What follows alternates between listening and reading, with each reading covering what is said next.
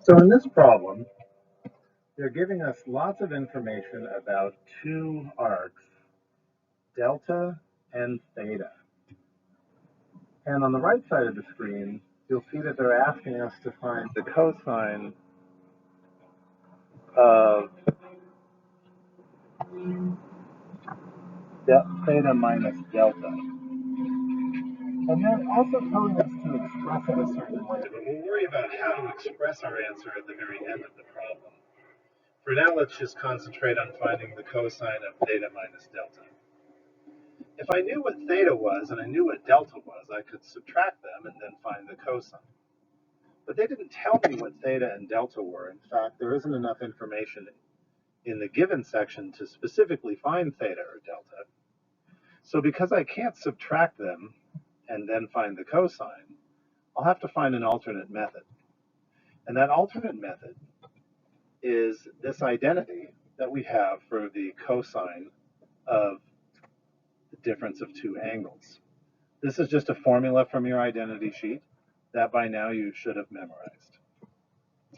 Okay, well, since I can't compute the thing on the left directly, maybe I can compute the thing on the right, which is equivalent to that. And that's sort of going to be my plan. So first thing I did is I plugged in the two pieces of information they gave me. And now I've got to find the cosine of theta and the cosine of delta to finish this plan. To find the cosine of theta, I'll use the main Pythagorean identity and plug in the sine value for theta that was given to me. Here's all of the normal algebra. You can pause if you want to inspect that more closely. But now that I've applied the radical property and I'm down to the plus or minus, it would be nice if I could find out whether the cosine of theta were positive or negative.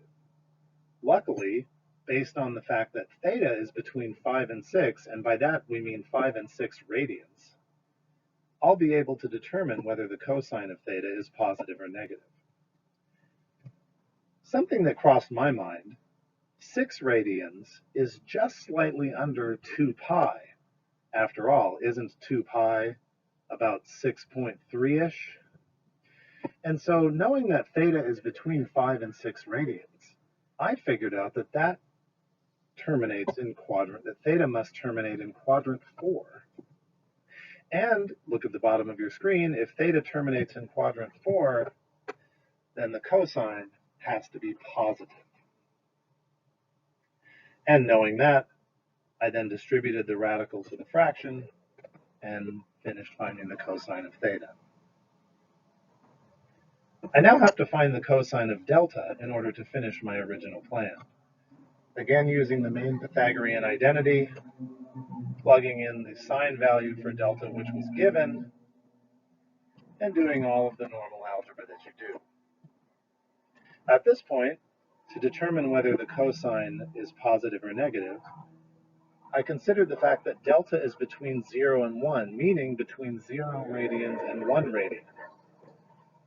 That would put it safely in quadrant 1, and therefore I know that the cosine of delta is also going to be positive. Distributing the radical to the fraction gives me a simplified version for cosine delta. Now that I've found the values of cosine of theta and cosine of delta, I can plug those into my original plan, and now by just doing some order of operations work, I can finish this problem. Notice the first term. Wouldn't it be possible for me to cancel the radical 5s in that first term by cross cancellation? It would be, but I decided not to do that. You see, by not cross canceling, I'm maintaining a common denominator, which is going to make the subtraction convertible into a single fraction. So since I have a common denominator, I can subtract the numerators, and I've now condensed this into a single fraction. But I still have a radical in the bottom. So I think I'll rationalize the denominator here by multiplying by 1. And when you multiply by that version of 1, You can simplify further, hit pause if you want to inspect the details. And now, just by rearranging the terms, which I didn't have to do, I now have this answer in the format that they requested of me on the onset. So there's the answer to this problem. In Canvas, you would simply put that A is -4, B is 5, and C is 5. And that completes this problem.